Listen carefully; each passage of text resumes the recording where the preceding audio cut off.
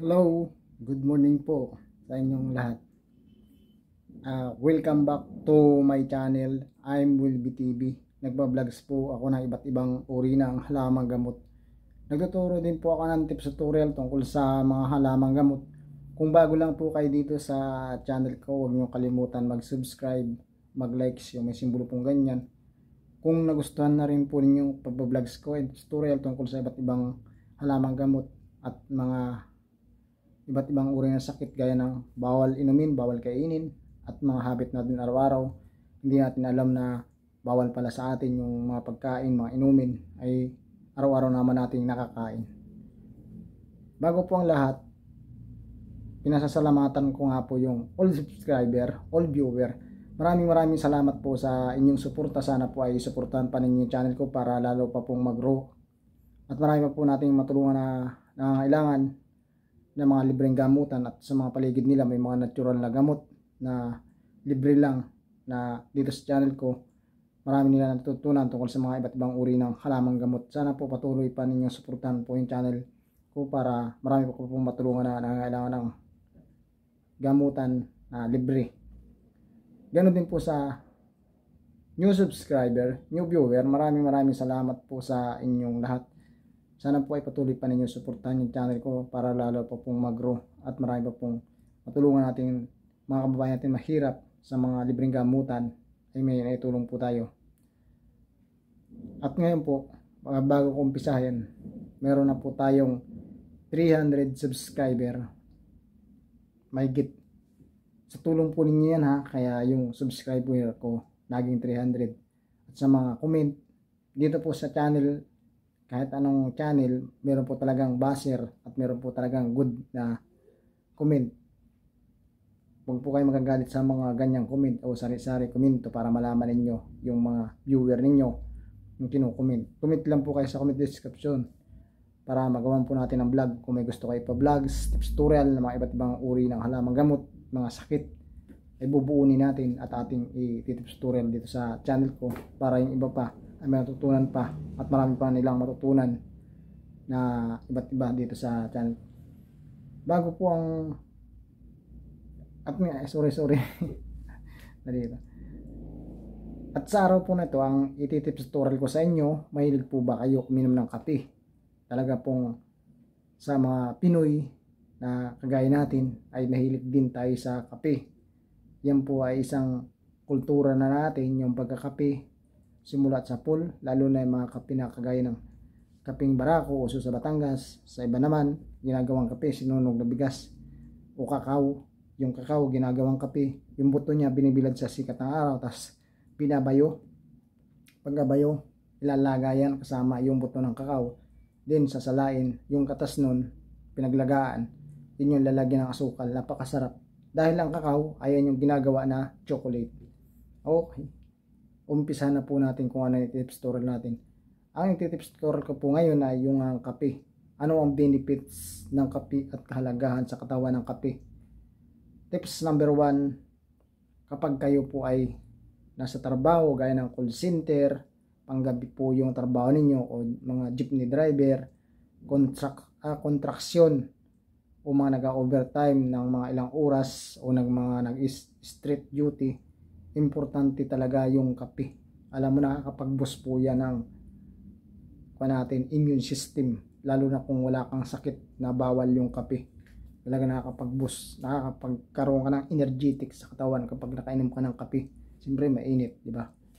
Yung kape kasi may caffeine, kaya nakakapag-boost siya. Yan po yung tips number 1 kapag ikaw ay inaantok o nagtrabaho sa call center, iba't ibang uri ng trabaho na panggabi, kailangan nila ng kape.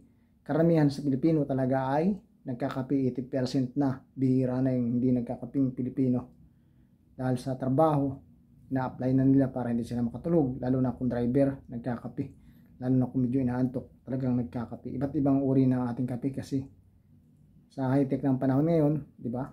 Marami ng mga shop o mga coffee shop na talagang nagnegosyo na sila. May mga imported coffee, may natural coffee o lokal na coffee. Right then.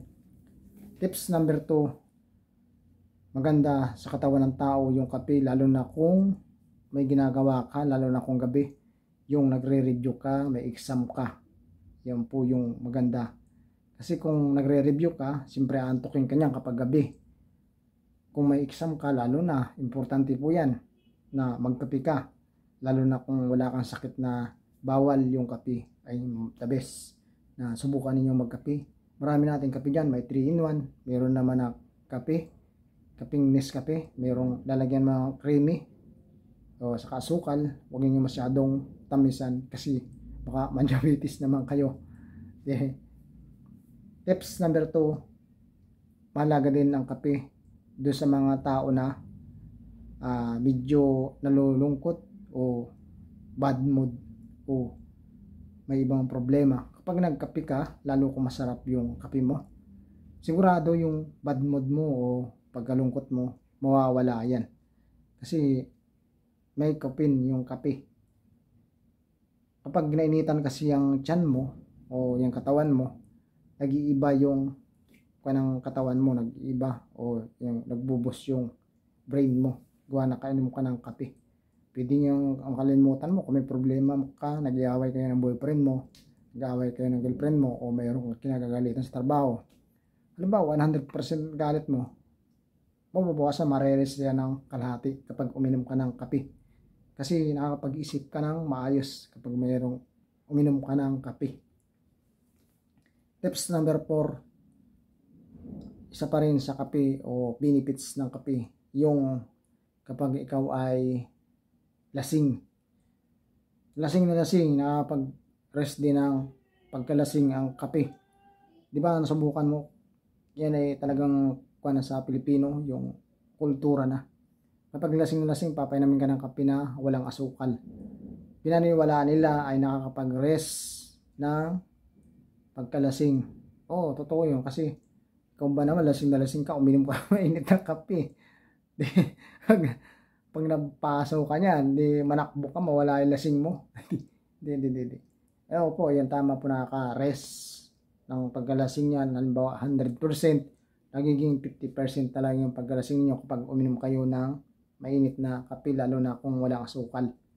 Nabubuhay yung diwa mo dahil yung kape nga, sabi ko sa iyo, may caffeine, diba? Tips number, ano ba tayo? Nakalimutan ko, number 3 ba? Number 4? Number 4? Okay, number 4 ka. Sa pa rin benefits ng kape yung kapag mayroon ka na sakit na, yung ano tawag dito? Yung masakit yung sikmura mo, yung hindi ka acidic ha, yung sakit lang siya, sakit ng tiyan, lalo na kung umaga, nagliligo ka, na daig ka nung lamig ng tubig sa sikmura, uminom ka ng kape. Sigurado po yung pagsakit mo dyan tuwing umaga, mawawala o kalahati yung mawawala kapag uminom ka ng kape. Kung hindi ka acidic, yan po yung kuwan ko sa inyo. Mawawala yung sakit mo, lalo na kung gawa lang doon sa pagligo mo, sumakit yung tiyan mo. Yan po yung tips number 4. Tips number 5, benefits pa rin ng kape. Hindi lang yan sa pag-inom ha. Pwede mong ilagay yan sa freezer, lalo na kung baho yung freezer mo.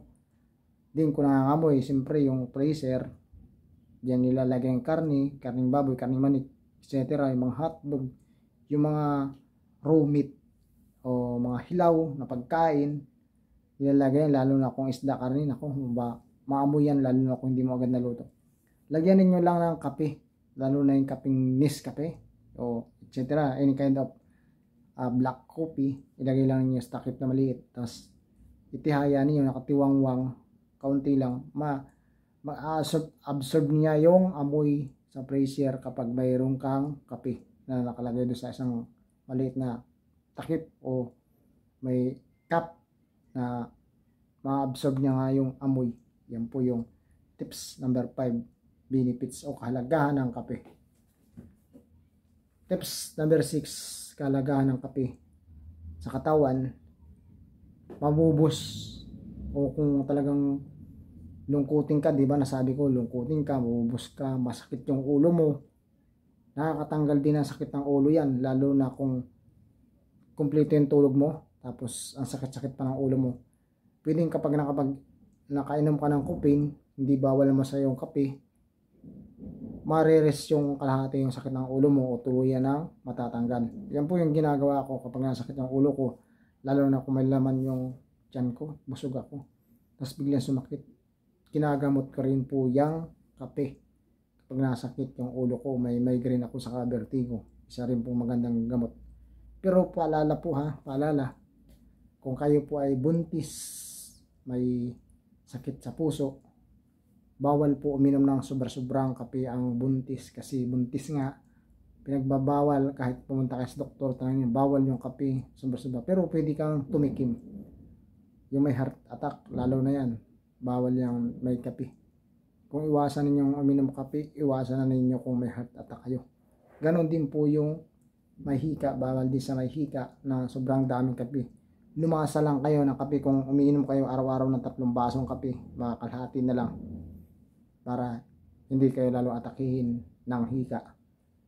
At napakarami po talaga ng benefits ng kape. Yung mga hindi ko pa po nabanggit, sa susunod ko na lang ng vlogs and tips tutorial. Sana po sa mga nagtatrabaho sa call center, sa mga construction worker o mga ngisda o mga panggabi, at yung mga nag-review, mga engineer, teacher, yung mga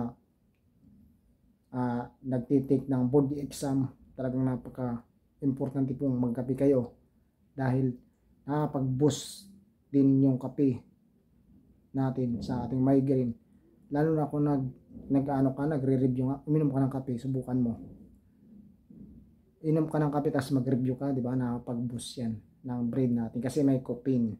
Yan po yung tips ko sa inyo tungkol sa kape.